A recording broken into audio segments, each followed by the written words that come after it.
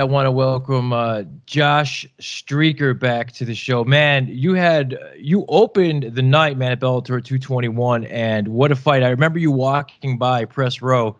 You were like, "I got the night started off right," and I'm like, "Yeah, you sure did, man. How do you feel?"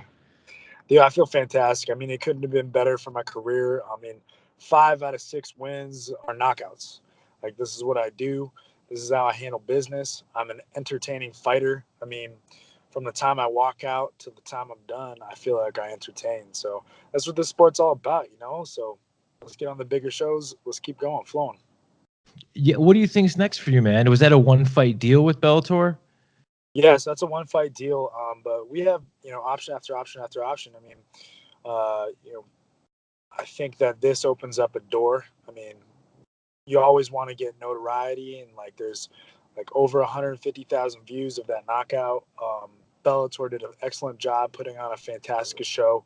So between me and Mata Leon, my management company, we're going to figure out the best path. And I mean, I definitely want to be in the big shows from here on out, but I understand that it's a grind, it's a journey, it's not an end game. I just need to continue to knock people out, and good things will happen. For sure. What has been the general feedback about the fight? I mean, obviously, you mentioned the knockout, man. It was seen by a lot of people. I thought it was one of the highlights of the night. Honestly, being a Chicago guy, it definitely was. But what has been like your general feedback? Just wows, a lot of like, that was awesome. I don't understand really. I mean, hats off to Scott Ritz. Like, he did. It was difficult to get him in the first round. I finally figured out his timing, and I figured out that I had to move forward a lot more um, in order to catch him, because he kept moving back. He was light on his feet. But I have no idea. Uh, Standing with me doesn't make sense. I thought he was going to try to take me down. I mean, he tried to in a little bit, but oh my gosh, like a highlight reel knockout, definitely by far. It definitely started off the night on the right note, and a little bit of me gets jealous and sits there and says, "Man, I wish there was no other knockouts, because then I would be the only one." But that that Douglas Lima knockout, that was incredible too. And then in the main event, you get the Michael Chandler knockout too. But I think mine was because it was off like a combo. It was kind of slick. It was like a Hmm. real slick kind of knockout. You go low, you come up high, you're moving forward as you're doing all this, and it's a very it was, yeah, slick combo is what I kind of got from it. And man, hats off to my corners. When I walked back in the corner, they told me, "Hey, you got to move forward. He keeps moving backwards, so move forward off an aggressive knockout." They actually like pointed to my Coliseum combat days when I did a left hook, and like I dove deep in with the left hook and faked the left hook into the right overhand. That knockout was pretty huge for me. So hats off to my cornermen, Daniel Moraney and Mike Corey and Trey Iafetta. Man, these guys saw something and they kind of hinted it towards me, and I applied it. Slick knockout. Yeah, it definitely was. And you mentioned dude was tough, right? He took a lot of shots, and he cracked you a couple times too. But it never really looked like you were in too much trouble. You were always getting the better in the exchanges, right? Yeah, it's funny. Like, you get a feeling when you're in there as to what you can get away with. And I felt as though he wasn't turning his right hook over, so his check right hooks. So I'll eat like however many check right hooks as I need to, because I know he's not going to find my jaw. One, because my head movement's a little bit better. I understood I couldn't slip now. I had to go high and low. Um, and then so when that's happening, it's very difficult for him to catch you right on the jaw, right? Um, because I'm making such a drastic change and drastic level change. Um, and so like I felt his power. I felt like he wasn't turning his punches over. I felt like he had I don't want no disrespect done at all. Like, you walked in a cage and you threw punches and you hit me. But I never felt scared in that fight. Never felt worried stand up wise. I felt like I was in control. I felt like I was going to figure out my range, and it was only a matter of time. How soon would you like to get back in there?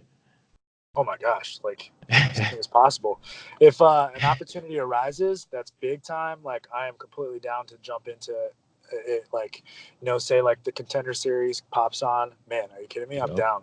Say like Bellator offers a 4-fight contract, I'm down. Say by some weird, like, crazy situation, June 8th in Chicago, something happens to some welterweight, like, I'll be the first to like throw my name in there. Like, but Awesome. I'm down for anything. Obviously, I think I am ready for the big show. I think that I can knock anybody out, and I think that I'm going to continue to add things to my game, even if I don't have a fight that comes as quickly. Me and my management company will talk. We'll figure it out. We'll make it happen. The best decision that will promote my career the best way. And just keep on tallying those knockouts. I was going to ask you about the Contender Series. Is that something that I guess, is it something that has been offered to you, or is it out on the table maybe? So we're leaving everything open. I wish I had a direct answer to you. I mean, this just happened. I just fought Bellator last week, and a lot Right, of people right. picked it upon like how I did in that. And so, you come out there with a hot knockout, and you're hot. I mean, I always got to put myself into like calm myself down and be a little bit more humble and stuff. But right now it's really, really hot times. You got to understand, coming from them too. Like, I got 2 losses on my record. Albeit I've never been finished in all of my MMA careers, amateur and pro, um, and I've knocked out a lot of people. So I think a big portion of this MMA game is to entertain. And how do people really feel entertained? I think a knockout will beat a slick submission any day of the week. And I think that a knockout obviously beats decision wins a majority of the time, unless it's just a true war. So, like, that's what I give. That's what I do. So why wouldn't you want me on your card?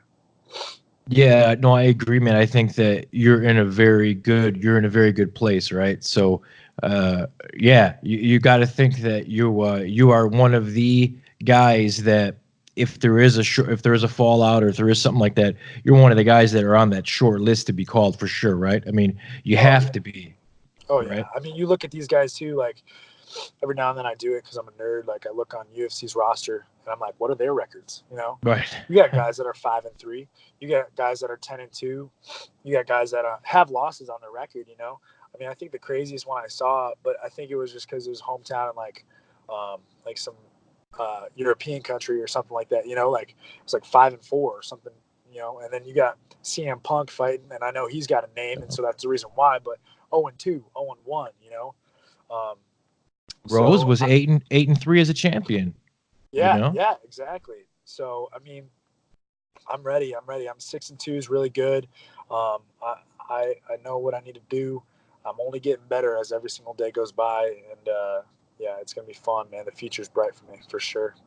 Absolutely. Well, I appreciate it, man. I want to wish you the best of luck. I'm sure we'll touch base again. When we figure out what is next for you. I can't wait what's next for you, because I really think it is going to be that next step. So I want to give you a few minutes though. Shout out your teammates, coaches, whatever you'd like, man. The floor is yours.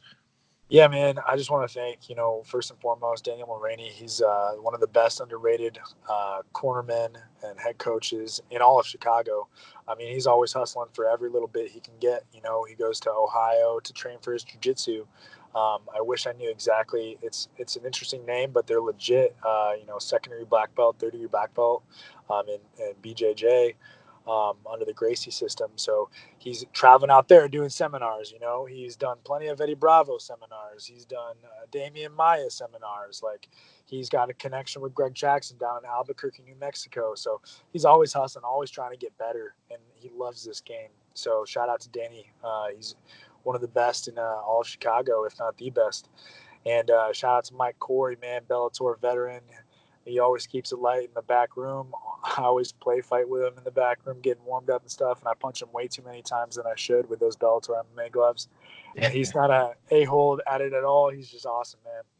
Shout out to Trey Iafeta, man.